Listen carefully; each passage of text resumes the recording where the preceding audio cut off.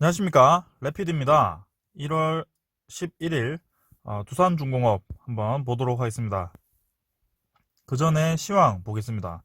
코스피 코스닥이 지금 날이 갈수록 점점 이상해지고 있습니다. 지금 코스피는 오늘 또 삼성전자를 비롯해서 아주 우량주들이 또 엄청나게 상승했습니다. 심지어 삼성전자는 94,000원, 5,000원 정도까지 올라갔었고요. 현대차 같은 경우도 10% 이상 올라갔었습니다. 그러다가 장 중반에 갑자기 급락을 하기 시작했고요. 코스피는 또 3포인트 하락해서 마무리했습니다. 지금 하루 만에 170포인트가 이렇게 왔다 갔다 했고요.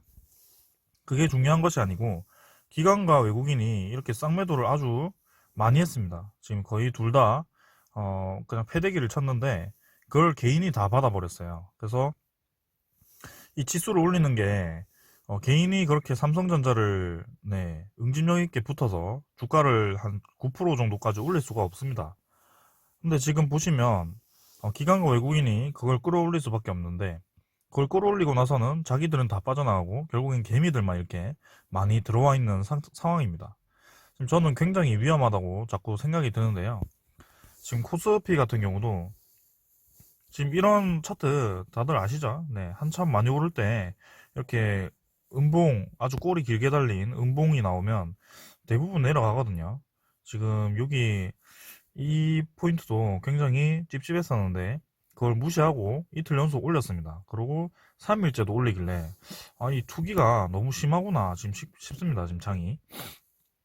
근데 아니나 다를까 이렇게 한번 끌어내리는 상황이 발생을 했고요. 특히나 이제 기관이 지금 12월 29일부터 해서요. 2조씩, 1조씩 이렇게 매일매일 크게 매도를 하고 있습니다. 그래서 이걸 합쳐보니까 한 7조 정도를 거의 10거래일 만에 하나, 둘, 셋, 넷, 다섯, 여섯, 일곱, 여덟, 아니, 둘, 넷, 여섯, 여덟, 8거래일이죠. 8거래일 만에 지금 거의 7조를 매도를 했는데요. 외국인도 마찬가지로 지금 뭐 사는 듯 하다가 또 이렇게 크게 매도를 하는 모습입니다. 기간이 이렇게 계속 연초부터 매도를 하니까 매도를 하는데 증시가 자꾸 올라가니까 개미들 입장으로서는 굉장히 혼란스러울 수밖에 없습니다.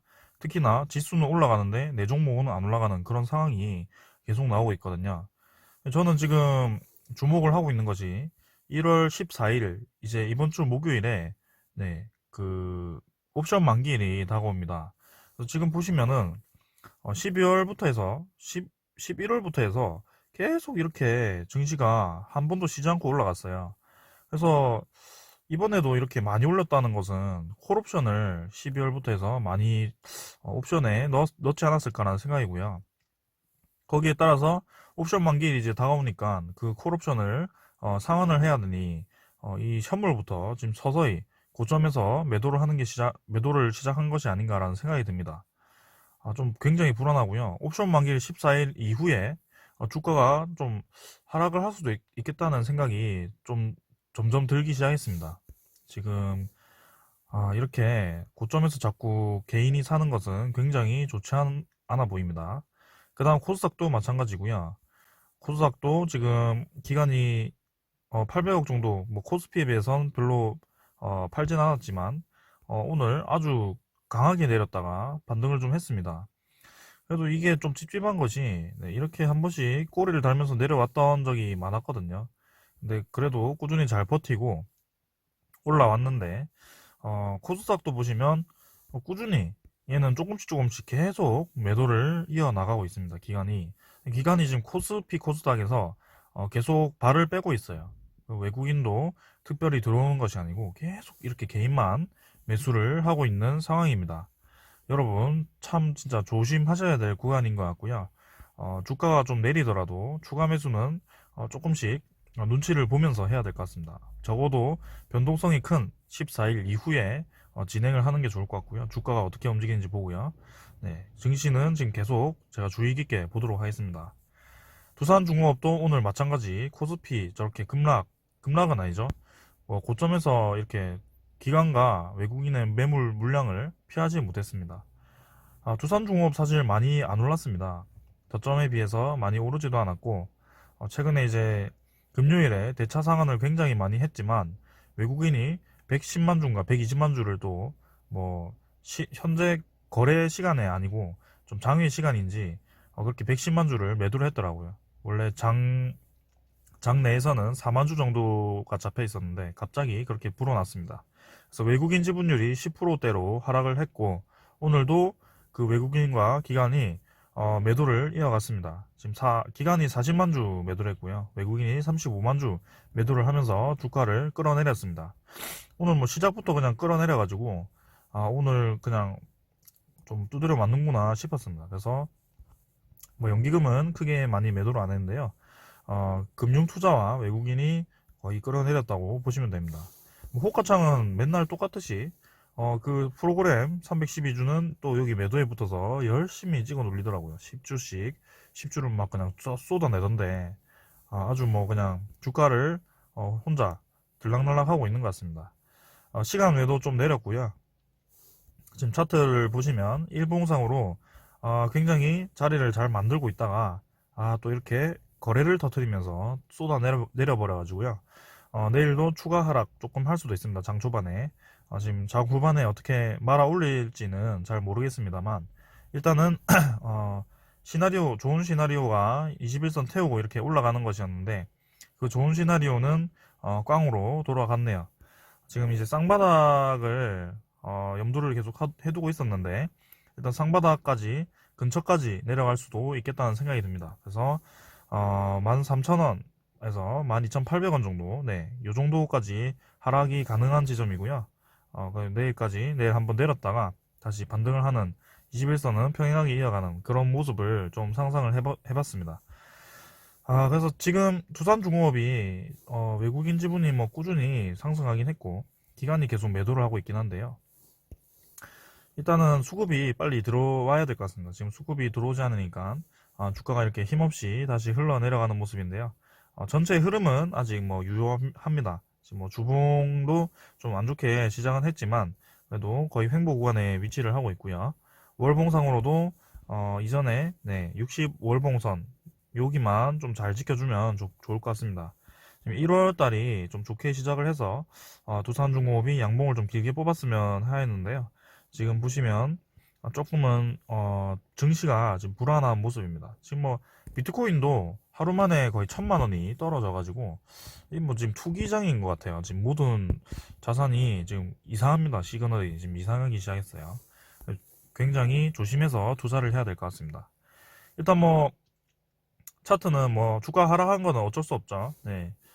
이분들이 뭐 저희가 올라라고 해서 오르는 것도 아니고 일단은 쌍바닥을 한번 터치를 하겠다고 내려가는 것 같습니다. 그래서 121선 기준으로 조금 받치면서 상승을 좀 해줬으면 좋겠고요.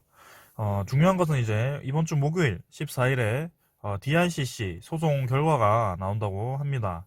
그래서 제가 이 DICC에 대해서 좀 오늘 설명을 드리고자 합니다. 참 이게 소송이 굉장히 오랫동안 진행이 되고 있는 것 같은데요. 신규 진입자분들이나 아니면 뭐 소송에 대해서 잘 모르시는 분들을 위해서 제가 좀 찾아봤습니다, 일단. 네, 그래서 DICC 소송 이렇게 정리를 좀 해봤고요. 이게 어떻게 진행이 되었냐면 일단 인프라코아가 2011년에 중국 자회사인 DICC이죠. 네, DICC에 3,800억 원을 외부 투자금을 유치를 해서 이제 상장을 하려고 합니다. 그래서 투자금 유치를 받았고요. 뭐 어디였더라? KB증권이었나? 아무튼 그런 증권사들을 통해서 PI라고 합니다. 그거를 PI라고 해서 같이 이제 투자 유치를 했는데 DICC 상장을 실패하게 됩니다. 그래서 그 실패를 해서 이 투자금을 유치한 그 투자자들이죠. 투자자들이 이제 이 지분 20%를 확보를 했었는데 이게 이제 실패를 하니까 2014년에 동반매도 청구권을 행사하게 됩니다. 이 동반매도 청구권이 뭐냐면요. 최대 주주가 보유 지분을 매각할 때 다른 소수 주주가 최대 주주와 동일한 가격으로 매각에 참여할 수 있는 권리를 말합니다. 그러니까 일종의 안전장치고요. 이게 이제 대주주가 뭐 어디 매각을 할 때 그냥 같이 매각을 할 수 있게 만들어 놓은 장치입니다. 그래서 대부분 이제 인수합병 거래에서 빈번하게 활용이 되는데 요거는 좀 특이하게 이제 상장을 실패하니까 안정장치로 이제 자기의 자본을 지키기 위해서 두산인프라코어 매각 시에 같이 매도를 하겠다라는 그런 장치를 걸어놨습니다. 그래서 어, 보면 이제 소수 지분이 매각되지 않고 최대 주주 지분에 비해 낮은 가격으로 거래되기 쉽습니다. 그래서 이제 소수 지분 보유자가 이렇게 동반 매수 청구권을 확보해내는 일이 종종 있고요. 그래서 지금 이렇게 진행이 되었습니다. 근데 이제 매도 청구권을 행사하는 거는 괜찮습니다. 근데 이 문제가 된 것이 인프라코어 측의 실사 자료 미제공입니다. 그러니까 상장 실패를 해서 이제 또 이 매각을 하기 위해 DRCC를 매각을 하기 위해서 투자자 유치를 좀 했는데 그걸 이제 실사 자료를 제공을 해야 투자자가 이제 좀 유치가 되는 상황이었나 봅니다. 근데 인프라코어 측에서 그 기업 실사 자료를 미제공해서 매각이 무산되어서 외부 투자자가 이제 주식 매매 대금을 지급하라는 소송 제기입니다. 그러니까 얘들이 매각이 되었으면 이제 매각금을 이제 받았을 텐데 그 금액을 못 받으니까 인프라코어 측에서 일부러 이 매각을 무산시키기 위해서 실사 자료를 미제공했다라고 소송을 건 겁니다. 혹시 이 실사 자료에 대해서 잘 모르시는 분들이 있으시면 네, 실사 자료는 그냥 기업의 가치를 평가하기 위해서 뭐 진짜 이게 있는 건지 기업에 이만한 가치가 있는 건지 확인하는 뭐 그런 자료라고 합니다. 그래서 그런 자료를 이제 공개를 좀 했어야 되는데 그걸로 이제 싸우는 겁니다. 일단은 1심은 네, 두산이 승소를 했고요. 1심에서 2심에서는 FI죠. 이 투자자들이 승소를 하게 됩니다. 3심이 이제 1월 14일 이번 주 목요일에 결과가 나오게 되는데요. 소송가액은 7,093억 원입니다. 일단 소송가액이 굉장히 큰데요. 이 2심에서 승소를 했지만 지금 여기 제가 기사를 좀 준비를 했는데 2심 결과가 여기 나와 있습니다. 예, 이렇게 DRCC 2심 판결이 두산이 협조 의무가 있음을 알고서도 안 했다라고 기사가 떴었습니다. 그리고 실제로 그렇게 판단이 되었었고요. 판결이 났었고요. 지금 여기 좀 밑으로 가보면요. 과정이 좀 나와 있는데 네, 이렇게 2017년 1월 20일에 1심 선고를 하고 18년 2월 21일에 2심 선고를 하게 됩니다. 그래서 지금 거의 3년 만에 다시 3심이 진행이 된 거고요. 지금 뭐 법원이 인정한 두산과 FI의 매매 계약 금액은 7,093억 원이 된 이유가 있습니다. 원금이 이제 3,800억 원인데 연 15%의 이자를 더해서 수령한 배당금 제외해서 뭐 상사 이자율 6%뭐 이렇게 해가지고 이제 총 다 해가지고 8천억 정도라고 생각하고 이렇게 정했다고 합니다. 그래서 이제 두산이 완벽하게 패소를 하게 된다면 이 8천억 정도를 주고 지분을 좀 사야 되는 그런 상황이긴 한데요. 이 두산이 이제 이 2심에 대해서 불복하긴 했습니다. 일단 그러고 100억 원이 이제 확정이 되었는데 그 나머지 6,993억 원에 대해서 전부 소송을 제기할 계획이라고 했습니다. 그러니까 2심에서 패소는 했지만 이 인정된 금액은 확실히 인정된 금액은 100억 원밖에 되지 않기 때문에 그 나머지가 어떻게 판결이 될지 좀 중점적으로 봐야 될 것 같습니다. 그래서 지금 두산그룹에서는 3조 자구안을 마련하기 위해서 지금 두산인프라코어를 매각을 좀 하는 상황인데요. 그 매각을 하기 위해서는 이 DRCC 채무 문제가 지금 뭐 DRCC 채무에 대해서 발생하는 금액은 이제 두산그룹이 책임을 진다고 하고 계약을 진행하고 있긴 한데요. 일단 한번 지켜봐야 될 것 같습니다. 어떻게 진행이 될지. 그래서 추가로 제가 또 준비를 한 게 있는데, 여기 이제 두산 측이 승소를 하더라도 이제 동반 매도 청구권을 행사해서 아까 말씀드렸죠. 이거는 대주주가 매각을 할 때 같이 매각을 할 수 있는 권리를 말합니다. 그래서 두산인프라코어와 매각을 하는데 같이 20%를 두산인프라코어를 매각을 할 수 있는 그런 금액입니다. 두산 DRCC를 매각하는 거죠. 네, 그래서 조금은 까다롭게 진행이 되고 있다라는 겁니다. 완전 패소할 경우에는 이제 1조 원 가량의 아까 8천억 정도죠. 그걸 사야 되는 거고요. 일단은 지든 간에 이기든 간에 두산그룹에서 돈을 좀 투자를 해서 저 지분을 살 수밖에 없는 상황이 좀 온 것 같습니다. 그런데 뭐 이미 좀 준비를 하지 않았을까 싶고요. 그거를 감안을 하고 이제 현대중공업과 계약을 좀 체결을 진행을 하고 있을 거라고 생각이 됩니다. 일단 승소는 하는 게 좋을 것 같고요. 어, 어떻게 될지 계속 지켜보겠습니다. 뭐 소송 자금을 원래는 이제 두산인프라코에서 조달한다고 두산중공업에서 공시를 냈습니다. 그래서 대법원 소송 이제 매매 대금과 지급 청구 등과 관련해서는 네, 원칙적으로 두산인프라코아가 자금을 조달하는 방안을 최우선으로 한다라고 되어 있긴 합니다. 일단 그래서 두산인프라코에서 뭐 자금을 좀 댈 수도 있는데 그래도 두산그룹 전체에 조금은 네, 부담스러울 수 있는 금액이긴 합니다. 아, 이거에 관련해서 이제 두산이 뭐 지금 핵심인 게 재무 개선이죠. 네, 그래서 부채랑 이런 것도 좀 중요합니다. 지금 이 DRCC가 자꾸 이슈가 되고 있는 것이 그만큼 두산그룹의 재무가 지금 아직도 불안하다라는 것이죠. 그래서 두산그룹의 재무 그리고 두산중공업의 재무를 좀 보도록 하겠습니다.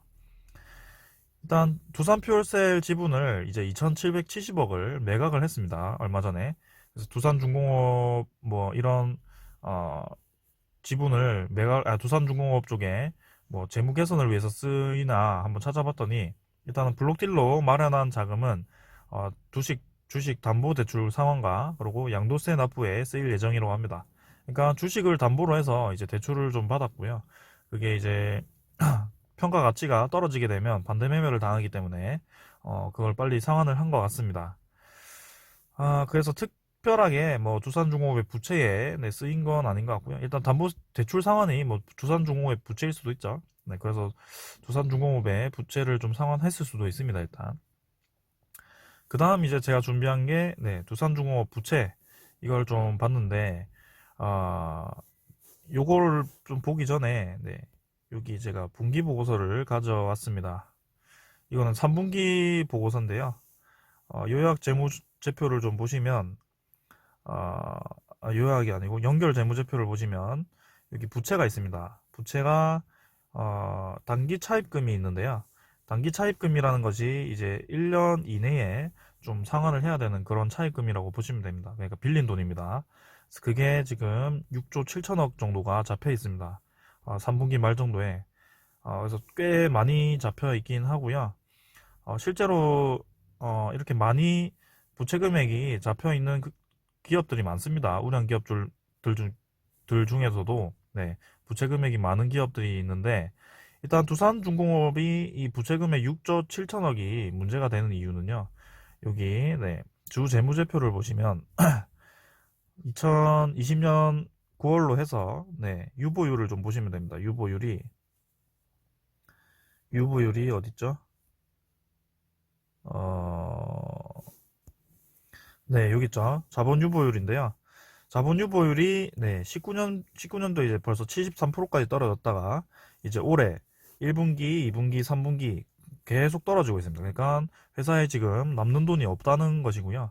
거기에 자꾸 부채가 단기 차입금이 계속 늘어났기 때문에 지금 두산중공업이 굉장히 재무적으로 불확실성이 크다라고 평가가 되고 있습니다. 근데 왜 주가가 이렇게 많이 올랐느냐? 신재생에너지에 대한 기대감으로 좀 많이 상승을 하였습니다. 그래서 지금 에너지 그룹으로의 개편을 거의 완성을 해가고 있고요.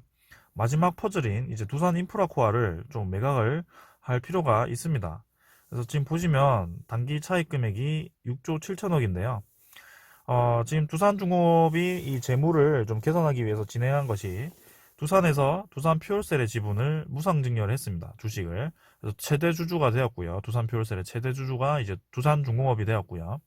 그게 이제 종가 기준으로 6천억이 되었습니다. 근데 지금 두산 퓨얼셀이 좀 금액이 상승을 하여가지고 평가 금액은 더 크게 평가가 될 것으로 보이고 두 번째는 이제 유상증자 1.2조를 네, 성공적으로 했습니다. 그래서 이거는 단기 차입 상환금에 다 사용이 된다고 했고요. 그 다음에 진행한 것이 3조 자구안 2.2조를 확보를 했죠.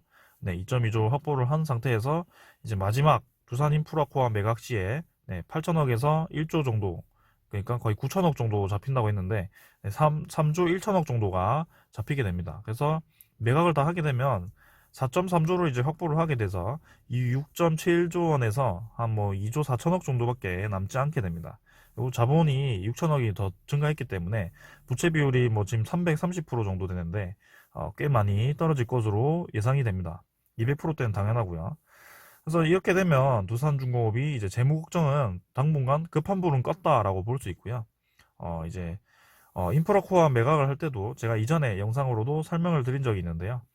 두산밥켓을 이제 두산인프라코어가 두산밥켓을 가지고 있습니다. 그래서 이게 두산밥켓의 지주회사가 두산인프라코어가 되게 되는데 이 인프라코어 매각 시에 인프라코어 지분을 가진 그 회사를 설립을 하고 두산밥켓을 지분을 가진 그 회사를 두 개를 설립을 해가지고 하나는 팔아버리고요. 하나는 두산 중공업이 이제 가져와서 흡수합병을 하게 됩니다. 그래서 두산 밥켓이 지금 재무제표를 제가 저번에 준비를 좀 했었는데요. 잠깐 올라가서 보면요. 일단 돈 잘 버는 회사입니다. 매출이 4조 정도 나오고 영업이익도 매달 이제 매년 3천억, 4천억씩 나오는 순이익도 2천억대로 굉장히 우량 기업이고요. 그 다음에 뭐 자회사로부터 배당금도 받는 기업입니다. 그래서 두산 밥켓의 3분기 말 재무제표를 좀 보면요. 유동자산이 일단 1.6조 달러입니다. 그러니까 아니죠? 16억 달러죠. 그러니까 거의 1.7조 정도 됩니다. 하나로. 그 다음에 현금성 자산이 4억 달러인데요. 거의 뭐 5천억 정도 되는 거죠. 그래서 이게 이제 밥켓이 두산중공업에 아예 편입이 돼버리면 이 두산중공업의 단기 차입금 2.4조 정도를 추가로 확보할 수 있다. 네. 그래서 어, 두산밥켓의 매년 실적과 그리고 두산 퓨얼셀에 돈 잘 버는 회사 이제 벌어놨죠. 네, 키워놨습니다. 그리고 이제 수소 쪽, 추가로 드론 쪽하고 두산 로보틱스 이런 것도 있고요. 굉장히 신사업을 많이 투자를 하고 있습니다. 두산 그룹이. 그래서 이것만 좀 이 위기만 좀 잘 넘긴다면 두산 그룹이 굉장히 주가가 많이 상승할 수 있지 않을까라는 생각인데요. 만약에 DRCC 소송에서 패배를 해가지고 뭐 1조를 이제 진짜 물어야 되는 상황이 오면은 조금은 잡음이 들릴 수밖에 없습니다. 두산 인프라코어가 매각이 어떻게 될지 일단 거기에 초점을 좀 맞춰야 될 것 같고요. 그 다음에 두산 밥켓은 이제 어떻게 해야 될지 이걸 흡수합병을 하지 않고 같이 매각을 할 건지 이런 거를 좀 따져야 될 것 같습니다. 두산 건설도 있는데요. 두산 건설도 원래 매각 예정이었는데 일단 뭐 미분양도 다 이제 상환이 되었고 거의 고질병적인 그런 두산 건설이 지금 좀 잘 개선이 되고 있으니까 두산중공업은 좀 길게 보는 게 맞다고 봅니다. 그래서 이렇게 사실은 좀 도박성이죠. 두산중공업이 아직 완전하게 안정화되지 않았고요. 신사업에 아직 그 가시화되지 않았습니다. 실적이. 근데도 제가 이렇게 크게 들어오고 계속 비전을 보는 이유는요. 확실하게 이제 월봉을 잘 봤습니다. 월봉을 많이 봤고 그 다음에 거래가 실린 것을 좀 주목을 했습니다. 그래서 이렇게 저희가 정보를 많이 찾긴 하지만 실제로 이 외국인과 기관의 정보력을 이길 수는 없습니다. 저희가. 그래서 투자자가 먼저 움직이거든요. 사실 이런 정보가 뜨기 전에는 투자자가 이미 선제로 움직입니다. 그래서 두산을 이렇게 끌어올린 이유가 있을 겁니다. 분명히. 그러고 외국인이 특히나 이 13,000원대인가요? 네, 만 원 이상이죠. 만 원 이상대에서 지분을 이렇게 크게 늘린 이유가 분명히 저는 있다고 봅니다. 그래서 이것을 제가 굉장히 크게 보고 들어왔기 때문에 두산중공업은 이런 소송권도 있긴 하지만 불확실성이 좀 해결되면서 하나하나씩 퍼즐을 잘 풀어서 다시금 올라가지 않을까라는 생각이고요. 뭐 이런 과정, 다른 주식들도 한 번씩 종종 나옵니다. 이런 과정은. 그래서 뭐 쌍바닥을 그리는 게 거의 정석으로 될 만큼, 어, 그런 과정을 그리는 거고, 일단 뭐 요 정도만, 121선까지가 거의 쌍바닥 저점인데요. 그거를 이제 뚫고 내려간다면 좀 모양이 많이 이상해지긴 합니다, 사실. 근데 그 지점만 아니라면 괜찮을 것 같고요. 그 지점은 12,800원 정도, 13,000원 정도에서 한번 버텨주지 않을까 싶습니다. 그래서 저는 내일 오전에 좀 더 하락할 가능성도 있긴 한데, 뭐 더 내리더라도 이 정도까지 내렸다가 다시 반등하지 않을까라는 생각입니다. 저 빨리 돈이 들어와서 추가 매수를 좀 하고 싶었는데 지금 지켜볼 수밖에 없습니다. 여러분들 뭐 너무 급하게 두산중공업 상승 안 해서 좀 마음 아파하지 마시고요. 네, 지금 코스피랑 코스닥이 좀 이상합니다, 사실. 그래서 그런 증시도 좀 봐야 되니까 뭐 이 정도 하락은 네, 크게 너무 신경 쓰지 마시고요. 월봉상으로만 좀 지지선 잘 지키면서 올라가면 될 것 같습니다. 이번 주 이제 14일이 좀 중요하겠네요. 옵션 만기일 이후에 코스닥, 코스피의 움직임과 그리고 DICC 소송 결과에 따라서 좀 두산중공업의 주가가 단기 주가가 좀 바뀔 수도 있을 것 같습니다. 네, 오늘은 여기까지 진행을 하도록 하겠습니다. 감사합니다. 도움이 되셨다면 구독과 좋아요 부탁드릴게요. 홀리